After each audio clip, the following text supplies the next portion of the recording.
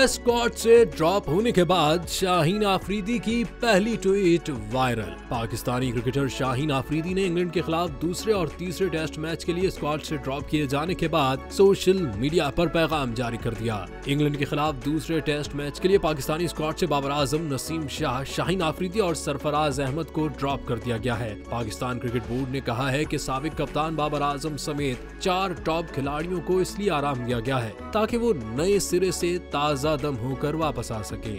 शाहीन आफरीदी ने स्क्वाड से ड्रॉप होने के बाद गुज़िश्ता रोज अपनी पहली ट्वीट में पाकिस्तानी टीम के लिए नेक ख्वाहिशात का इजहार किया है। शाहीन आफरीदी ने लिखा कि पाकिस्तानी टीम के लिए मेरी तरफ से नेक ख्वाहिशात है। एक ताकतवर कमबैक की पूरी उम्मीद है। हम सब टीम के साथ हैं।